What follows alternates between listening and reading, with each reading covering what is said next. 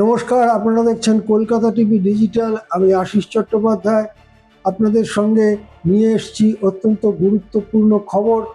আমরা একটু আগে জানতে পেরেছি যে প্রধানমন্ত্রী ছাত্র যুব বিক্ষোভের যে দুঃখজনক ঘটনা ঘটেছে তা সামাল দেবার জন্য একটি বিবৃতি দিয়ে দোষীদের, অপরাধীদের বিচারের জন্য ফাস্ট ট্র্যাক কোর্ট বা যে আদালতে দ্রুত বিচার হয় সেই ধরনের কোর্ট গঠনের কথা ঘোষণা করেছেন।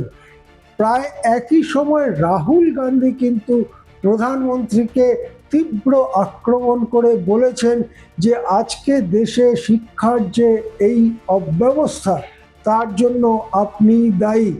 রাহুল গান্ধীর এই অভিযোগ অত্যন্ত গুরুত্বপূর্ণ। রাহুল গান্ধী বলতে চেয়েছেন যে শিক্ষা প্রতিষ্ঠানগুলো বা শিক্ষা নিয়ন্ত্রক সংস্থাগুলোর মাথায় সমস্ত সংঘের, আরএসএস এর লোকেদের, বিজেপির লোকেদের, তাদের গুণ থাকুক বা না থাকুক, তাদের সেই যেটাকে বলে ইন্টিগ্রিটি সেটা থাকুক বা না থাকুক, তাদেরকে ওই সংস্থাগুলো পরিচালনার দায়িত্ব দেওয়া হয়েছে।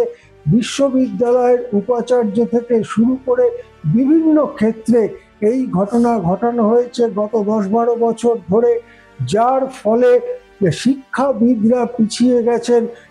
মূল বিষয় হয়ে দাঁড়িয়েছে যে তারা সংঘের ঘনিষ্ঠ কিনা, বিজেপির ঘনিষ্ঠ কিনা, হিন্দুত্ববাদী কিনা, এই পরিচয় মূল হয়ে দাঁড়িয়েছে, যার ফলে এই ধরনের বিশ্ববিদ্যালয়গুলোর উপাচার্যরা বা এই ন্যাশনাল টেস্টিং এজেন্সির মতো বিভিন্ন সংস্থা যারা শিক্ষার ব্যাপারটা পরিচালনা করে, তারা কিন্তু মানে সেই সংস্থাগুলো এই সব অযোগ্য লোকেদের হাতে পড়েছে এবং তার ফলেই এখানে ব্যাপক দুর্নীতি, ব্যাপক অব্যবস্থা এবং ব্যাপক সাম্প্রদায়িকীকরণ হয়েছে।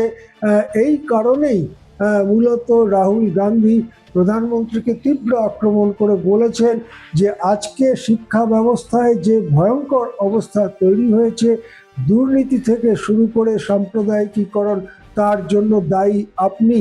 রাহুল গান্ধীর এই অভিযোগ কিন্তু আজকে দেশবাসীর কাছে সত্যি বলেই মনে হচ্ছে এবং সেই কারণে যে বর্তমান ছাত্র আন্দোলন চলছে সেখানে রাহুল গান্ধীর ভূমিকা ক্রমেই গুরুত্বপূর্ণ হয়ে উঠছে।